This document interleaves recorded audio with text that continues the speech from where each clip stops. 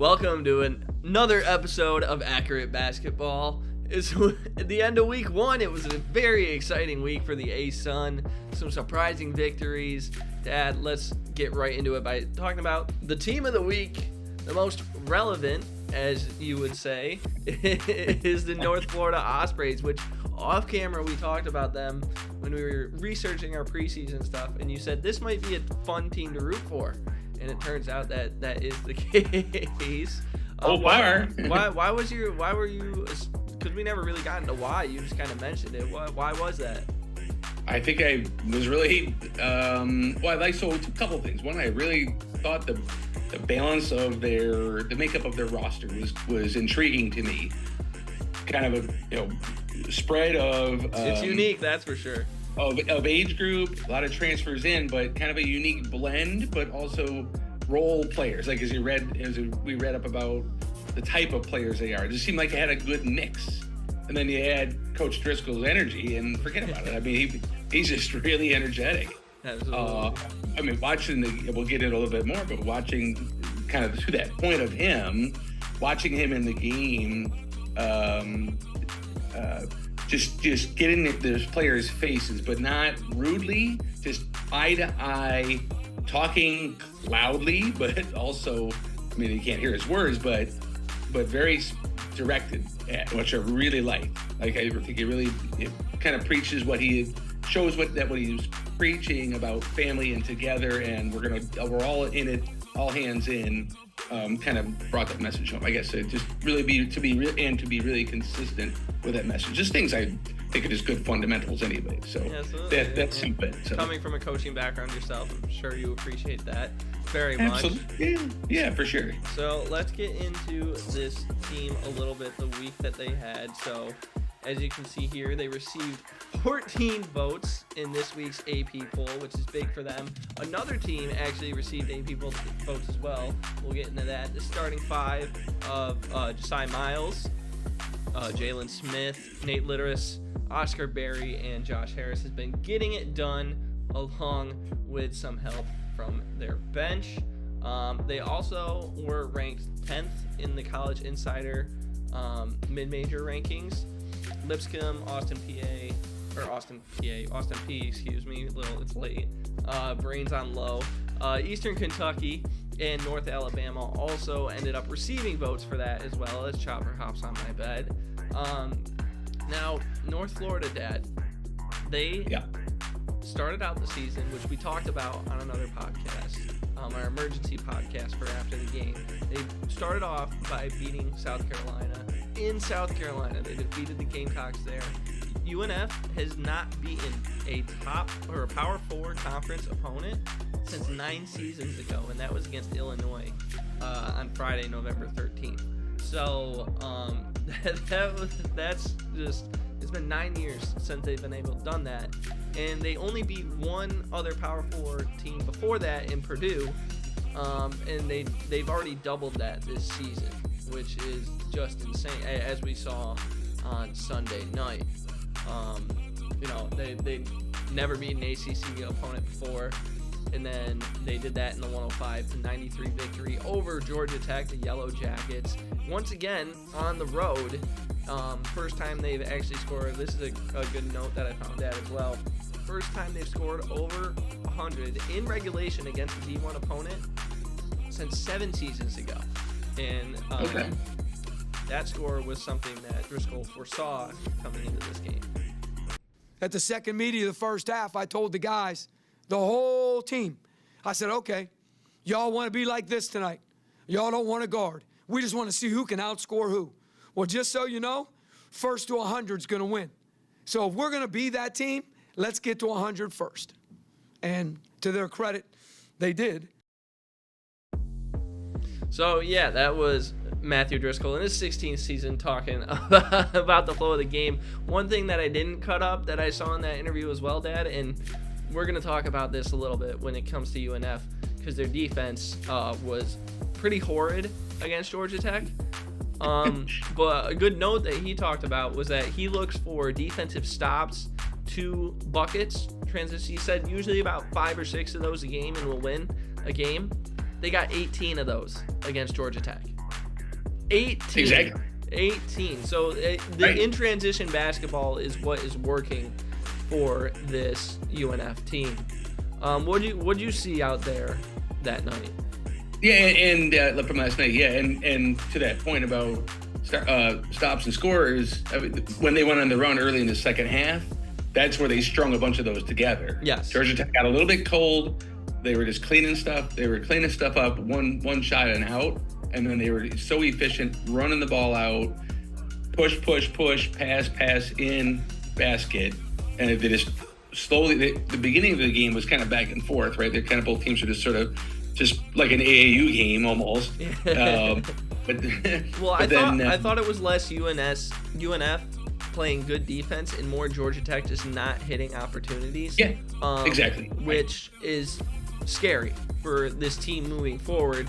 Granted, they scored 105 points on a team that's projected to finish 12th of 18th in the ACC. That's according to the ACC preseason poll. So, right. So it's definitely, they're in the upper 2/3 of that, but definitely not, a overbearing win. They were would you say they were the underdog by on Sunday night? Well, I think it was 13, I believe. Yeah. So they were underdogs. Rightfully should not have been, clearly, as we've seen. Right. One thing I saw, so I want to talk about this real quick, is Oscar Berry, the guy that I talked about in the preseason podcast that we had about UNF, that I said seems like he's their captain. He was in the center of the photo, had the ball. Has 0 points through 3 games. But one thing I noticed about him, to his credit, is he hustles on the defensive end. That's why I think he has a role in the starting 5, is because he absolutely hustles. And then Harris has just looked incredible so far as a freshman. Josiah Miles, I think, needs to keep driving to the basket. I think he hoists up way too many questionable threes, which this team does in general. But when he was getting to the basket by driving, he was putting in work. You see anything else from that night that you want to go over real quick before we kind of move on here?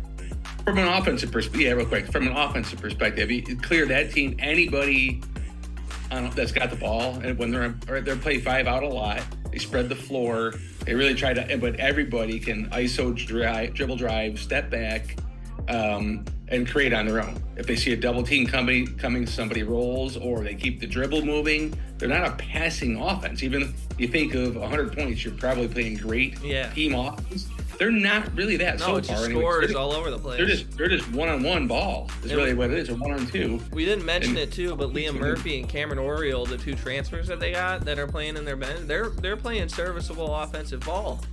Very good. They're fearless, confident, go ball. Yeah, so that's the offensive end. The big thing for me defensively, as you mentioned, there's a lot of issues on the defensive end.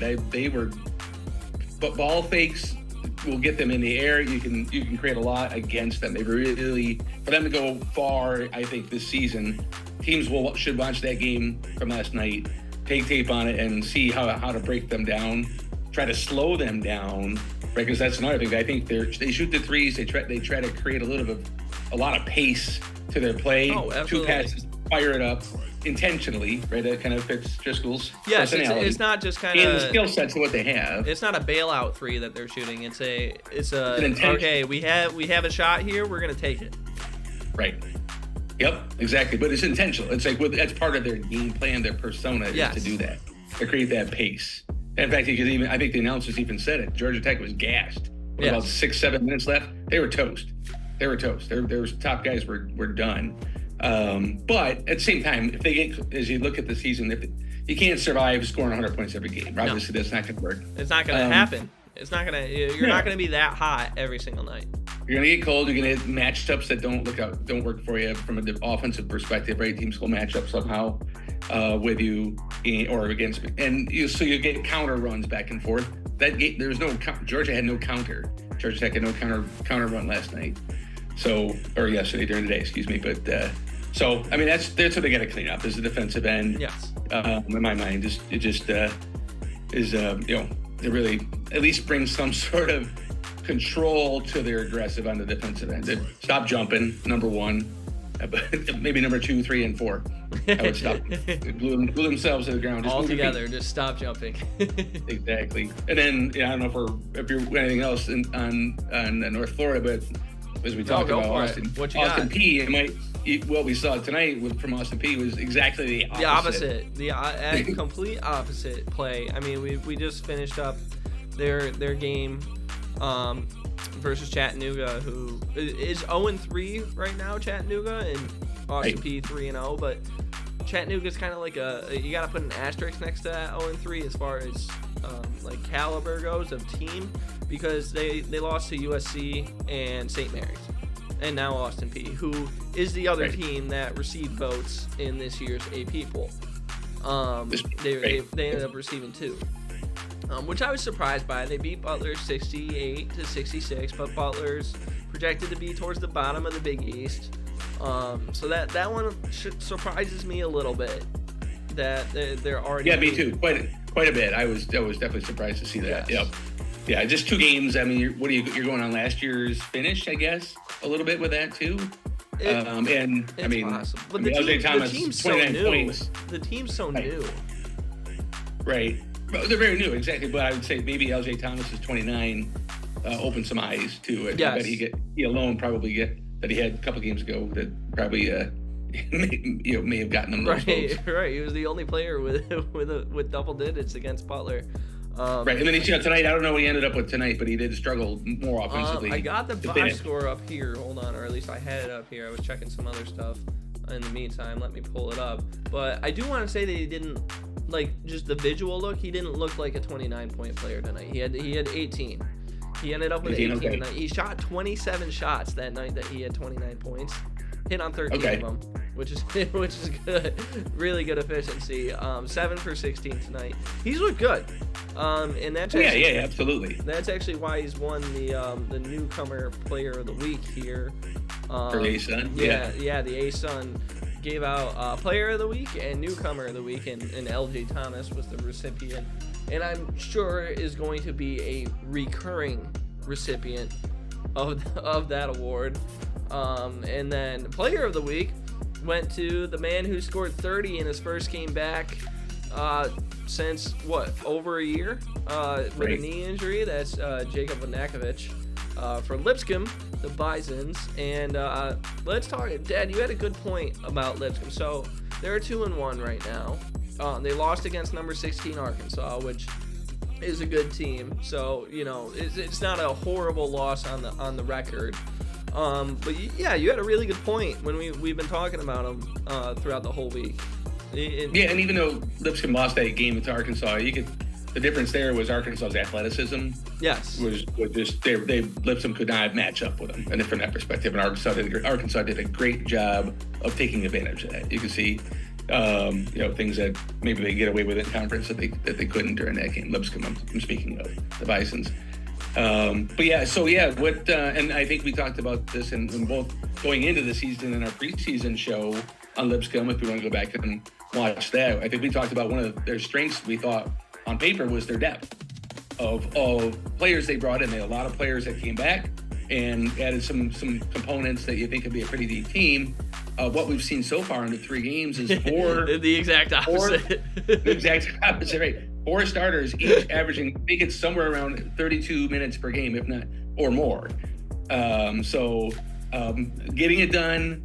Obviously, they got a couple wins. Right, they beat Wofford, had a good win against Duquesne, which had some guys back from that March Madness team last year. Exactly, right. But then, right, so you could say, probably maybe they needed to play them early in the season here as their younger, their new guys or different players fill into their roles. But yeah, no, we haven't seen the depth in play so far. And obviously, the obvious thing, in my mind anyways, I should say obviously, maybe it's not, is over the long haul, you try to sustain 30-plus minutes per game, 4 guys, you're going to wear down, you're going to foul out. Unless they're running suicides in practice every day.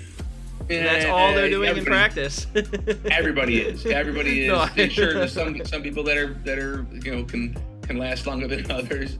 But no, I mean, over the course of a season, that you just can't sustain that. So, just something to watch. I would say, to see how that pans out. Right, and there's still no news that's come out of him about him as well. But one guy that will probably soak up a lot of those minutes is Kellen Boylan, and we still haven't seen him yet. The transfer from Air Force. From Air Force, right? Yeah, we still haven't. It's unknown as to why, whether he's injured, whether he's just.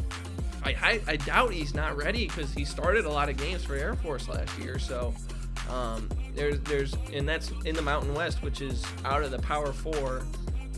You could argue Big East, but those are that's one of the better conferences in all top 6 conference in all of college basketball. Well, they have seven teams from Mountain West last year make the tournament. It was something ridiculous. It was a big number. I don't remember the number exactly, but it was a big number. Yes, so we don't know everything, folks. We're close, but not all of it. We're not. I'm sure we could research it, but from memory, I hope that's right. But so he's not there. Cody Williams has been in the starting 5 instead, and it does make me think when he's back, because of Nakovic is playing the power forward and doing well at the power forward spot right now. Is there even a spot for Boylan in the starting 5? Because you can't throw him you'd have to throw Nakovic at the center and have Boylan play the 4 instead. So I'm not positive that there is a place in the starting 5 for him unless they do want to try out a Nakovic at center. So it'll be interesting to see. You got to find some relief. You got to find some relief somewhere from those numbers. Yeah. Throw different looks at teams, right? And for me, these days, teams have so much versatility in their players. Right, you can play 5 outs. Centers can play 7-footers can play out, handle the ball. Right, ASUN Emmanuel from Austin Peay. Gosh. I'm gonna call him Springs. That's my nickname for him. The guy can jump. Do you think that was a block, by the way, tonight's game? Sorry, folks. It was late in the game. ASUN Emmanuel for Austin Peay got up on a drive. The ball, it hit the backboard first. And he blocked it, but he got up so quick. They called it goaltending. But to me, the ball was still going up even though it hit the backboard. I wanted to see that one stay. Right. But I think how it is in college now is that once it hits the backboard, you can't touch it.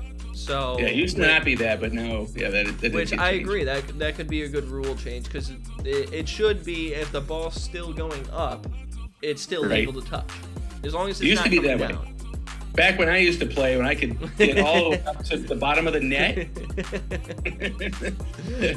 It was peak athleticism for Mark Acker. Peak athleticism. I did swat one game. I think I had a turnover and then I ran it down and swatted one, but it was still going up for sure.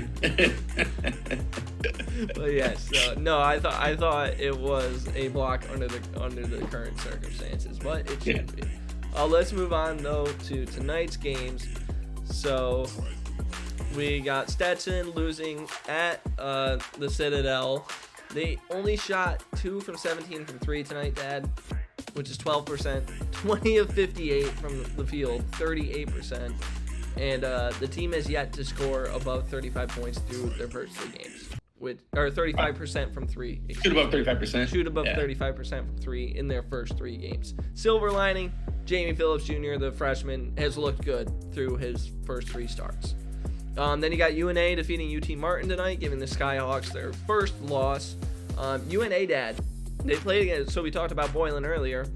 UNA played against Air Force for their first game of the year. Right. And then, obviously, they played against UT Martin tonight. Those are the only 2 D2 or D1 opponents that they played, but they outscored those opponents by an average of 17 points in each game. It was 18 in one game and 16 in the other. Right. So I watched something. They look good. They look good. They got some good. They play intense defense. Yeah. They scrap and they scrap. And Jakari Lane looks fantastic. Sorry, say again? Jakari Lane looks fantastic. Oh my gosh, we both at the same time were like, holy crap, he looks great. Yes. He and Tay Fields were from the same high school, I think I heard them say today, or played in the same high school. Oh, wow. I don't know if you knew that. Yeah, I caught that on the game. You're talking about Fields, the incoming transfer that's projected to win Defensive Player of the Year, according to the fans, correct? Yeah. Yep, nice player. And Susie was bombing today, too. He looked sharp. So, Did you see the Bacchus behind the back. Yeah, I got your text about it. Like Buckets. No, that team looks good. I usually don't get hyped about a dunk because it was 2 points. Really, at the end of the day, they're fun to watch, of course. But it's a dunk. What about Nate Litteris' dunk the other night versus Georgia Tech?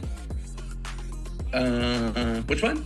The Nate Litteris. I think it was Litteris. Yeah. Oh yeah. Yeah. He was packed. that was a really definitely go and watch that play. That play was awesome. Well, and here's the best part about it. To go back to them again, we've talked about North Florida a lot here, but before he slammed that Thunder, I think before he dunked that one, he had a great block at the other end. He was out of position late, and he just went straight up. Bounced straight up and just knocked one out of play, sprinted down the court, got in position, got the ball in the wing, and drove and just hammered it home. The dunk was great, but he made the whole play because he's being a block at the other end of the court. Yeah, it goes to show you what type of player they have. Exactly. Yeah. You know, I want to go back real quick too to Austin Peay. We kind of touched on it, but then we jumped real quick. Yes. Talked about North Florida's lack of defense.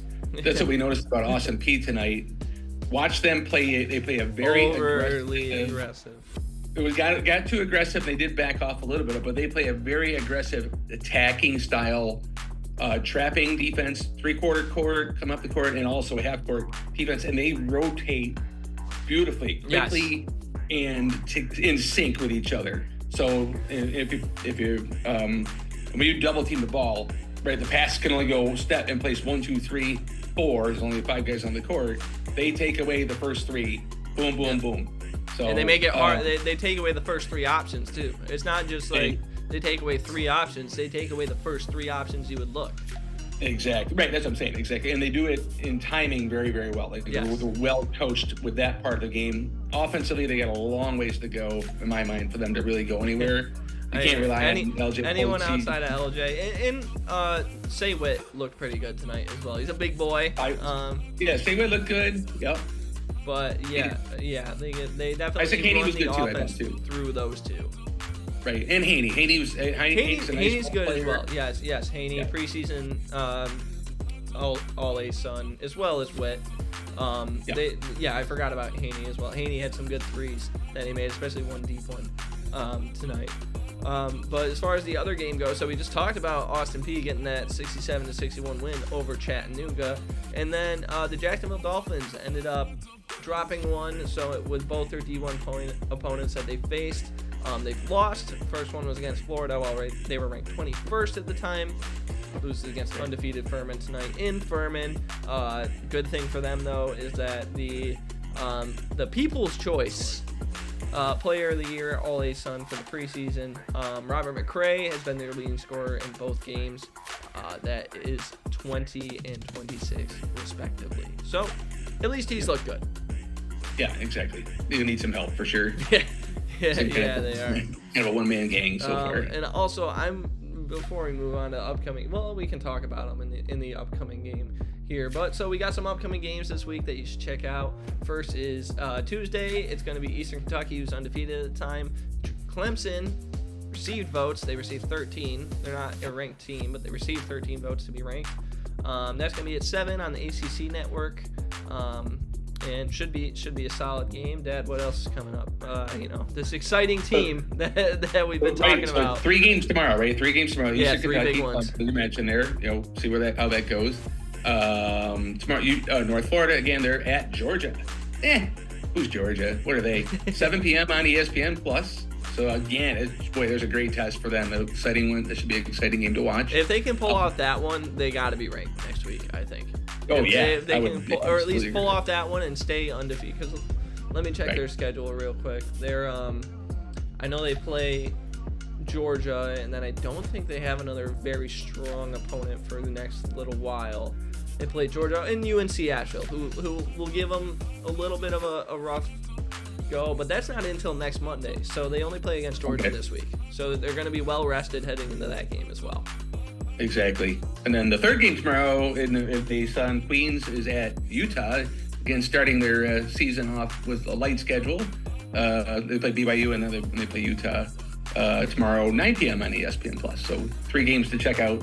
I haven't seen Queens yet, so Queens is 2-0. Queens is 2-0 right now. That's why I threw them in there. So is Utah as well.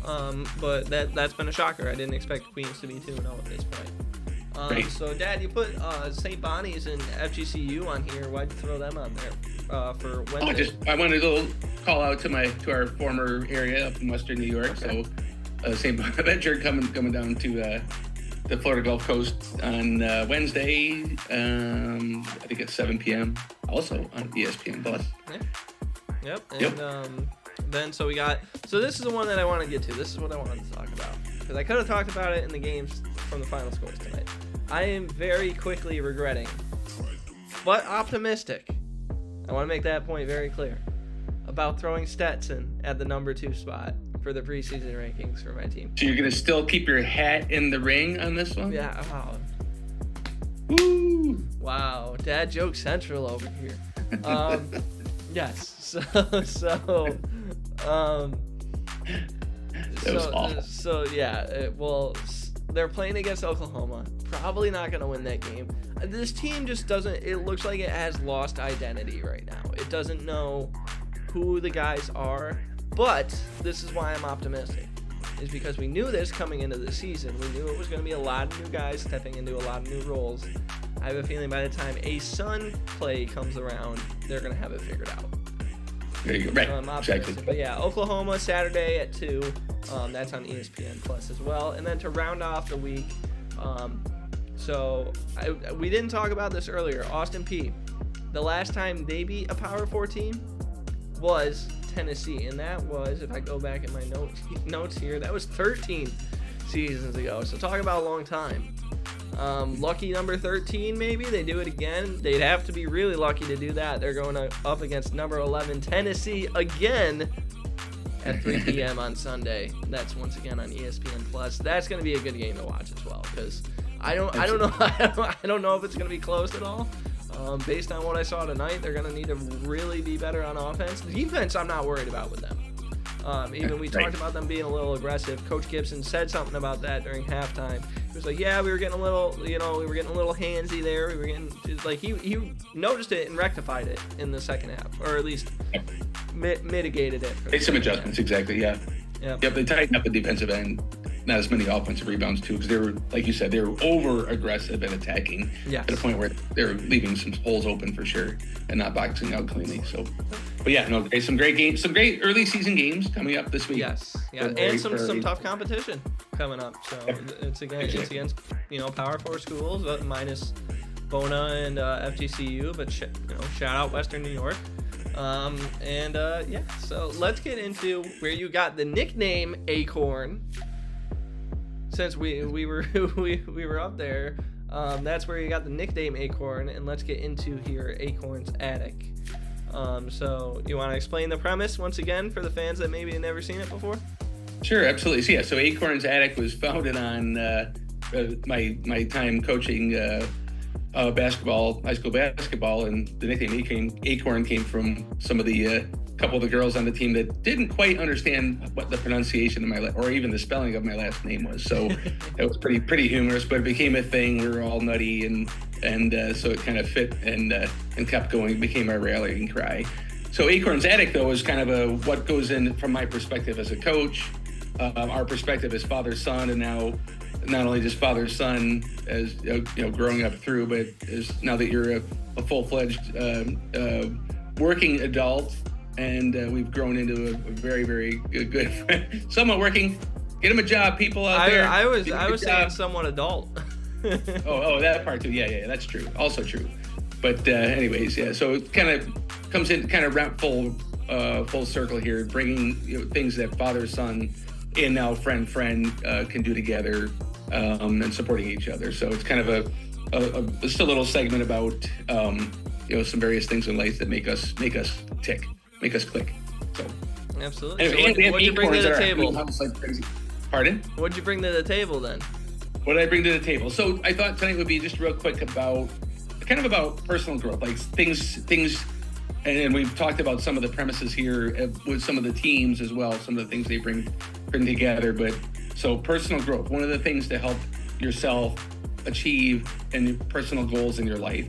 And that is really being deliberate with what their goals are, putting a plan together. So not only stating a goal, I want to achieve something, either be it a sport, be it a weight loss or certain amount of money, whatever it might be. But not just stating a goal, but being deliberate about your plan to make that goal together. You don't have to be perfect with the plan, but you have to be deliberate with thinking through, how do I want to accomplish this goal? What timeline do I want to accomplish this goal by? And what are the things, how can I establish milestones around those goals? And then being disciplined to follow those plans as you go through it. So that was the general topic. And I want to relate it to something that my wife, that your mother and I have gone through with being establishing ourselves new. She's also your wife too. You could have called her your wife. It's true. I guess that's what she is. You're right. But no, right. So being in a new community that we live in here, like, how are we going to establish ourselves? What's important to us to get built? So we were very deliberate with saying, hey, our community we live in it's an active living community. There's golf, there's pickleball, there's kayaking, there's restaurants, there's all kinds of activities for the people that live here. And we were very deliberate about saying, we don't know anybody here. We're from Western New York. This is South Carolina. And we didn't have any people here that brought us here specifically. So we were very deliberate about getting established in our community at the various events that not only we like to do, but we thought would be people around that would be interested, having those same interests. Yes.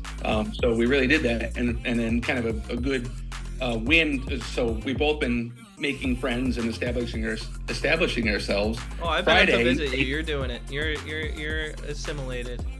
Yes, exactly. Well, Friday night we were out to dinner with a couple people. We went up just to have a cocktail, and we ended up having dinner and spending 4 hours in the restaurant. And one of the people that we've been playing pickleball with said to me, she goes, "You guys have done an amazing job establishing yourself in our community." Oh, she'd asked if we had been here. Me that. We said, "Yeah, I was saving it for today." Yeah. And she was like, "How long have you been here?" I said 4 months. And she's like, 4 months. That's it. Yeah, that's it. I can't believe you feel like guys have been here, because you do all this stuff and we see you and you feel like you're just fit into the community. So that's I thought awesome. That was my response. Is like, with all that, it was really cool to hear that back, because we've been very deliberate about how we were going to address getting ourselves established here from a social perspective. Right. So it was a good affirmation. And so just one other quick point about this topic is, as you're setting goals, you should always be checking yourself on those goals. Covey's 7 Habits of Highly Effective People says, one of the elements that I love is sharpen the saw, meaning you start with a plan, a goal, you set a plan around that goal to achieve that goal, but always check yourself, even if you think you're doing great. Let's say you're exercising, or you met a certain weight goal, something simple, right? Or simple to define, I should say. I want to lose 10 pounds. I've hit 10 pounds. Don't stop at 10 because you hit 10.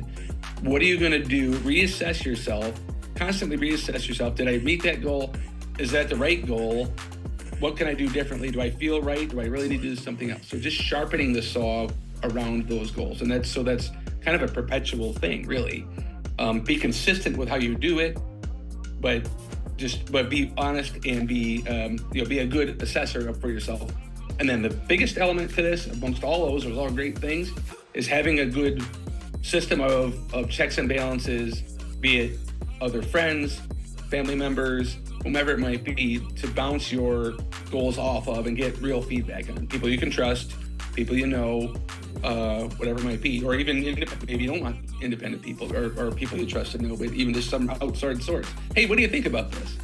Right, but just bounce stuff off of people, so you're not just only self-evaluating. Absolutely. So, yeah. All that entire process that you've just explained is what I've been going through. I mean, you shared an example. I'd like to share an example as well.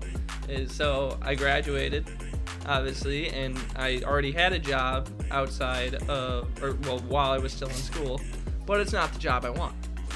I would like to be a broadcaster for sports. I'm currently working at a news station behind the scenes, in one of the lower end or lower part of the totem pole spots, but I've been delivered. So first thing I did when I got there was introduce myself to the sports people, kind of backed off, proved that I could do the work that I was assigned to do. Then they invite me to do the work.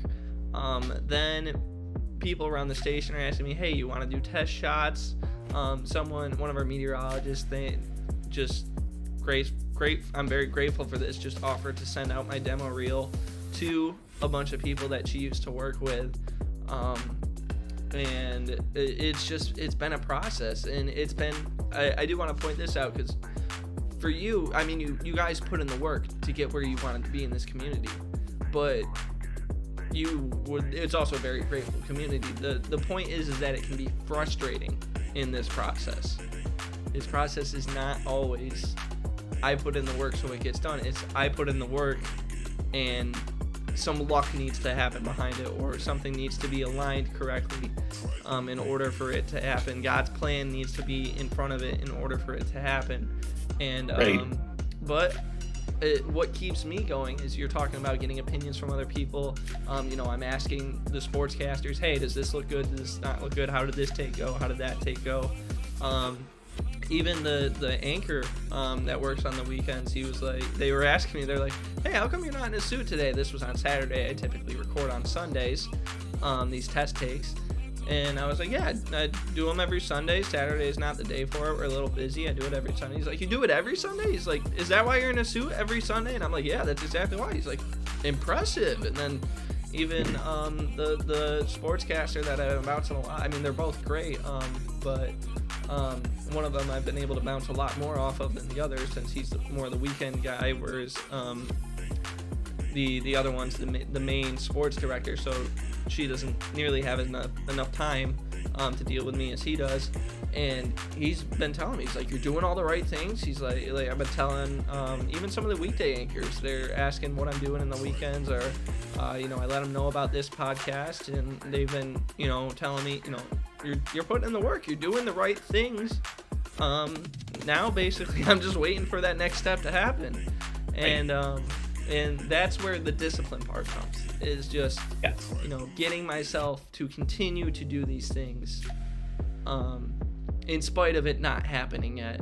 And the support system is a huge part of that, because without that, I don't think I would have been able to do and keep going like I have been. It's definitely, like, I remember calling you the one day. This one was actually on me, but a little bit on other people as well, because they had offered to do this for me, so they're supporting me. They offered to do this for me, these test takes. And then I remember calling, this was like a month ago, I called you and I was like, yeah, you know what, I didn't really feel like going to do a test take tonight. Like, I just wasn't feeling it. But I'm like, but what makes someone like succeed is doing things that they know are good for them when they don't want to do them. Yes, 100%. Yeah, and I remember that. Yeah. That was a big moment of gratitude that God blessed me with that perseverance to go through with that in spite of not really wanting to do it, and it went pretty well. And speaking of God, so we always wrap up Acorn's Attic by comparing it to a couple verses in the Bible, and we'll go with Hebrews 10:36. So you need to persevere, so that when you have done the will of God, you will receive what He has promised. So it's basically in spite of what happens to you, you know that something's good going to happen if you keep putting in the work and keep doing it right. Might not happen on your timeline that you want it to happen, but it will happen. So keep doing the work in spite of it. And I think for me, that's part of that equates to that sharpening the saw mentality. Absolutely. Right? You're just checking in on yourself, that honest self-assessment. Am I doing the right thing? You know you're doing the right thing, right? You do. It hasn't come, but you know you're doing it the right way. It'll work out somehow, some way, whatever it might be. It'll still work out for you because you're following the right process. And that's the only way to do it. To me, when you break everything down, fine tune things, sure, but don't lose the course, because you're on the right course. Period. Absolutely. And that brings us to this last one that I have for tonight is Galatians, 6:9. Let us not become weary in doing good, for at the proper time we will reap a harvest if we do not give up. Which is very similar to the first one, but it goes to show the fact that there's two of these shows that Bible's all truth, but it shows major truth to this. It doesn't happen just once; it happens multiple times. Right. So definitely, it's a quota that you should live by. To always meet that every single day. Always ask yourself, hey, am I pushing through, or am I letting it get to me? So, yeah, exactly. But that was a fantastic Acorn's Attic, Dad, and thank you all for joining us here on the Week 1 episode of the ASUN Accurate Basketball Podcast. Until next time, wish you well, and God bless. Same here. Take care.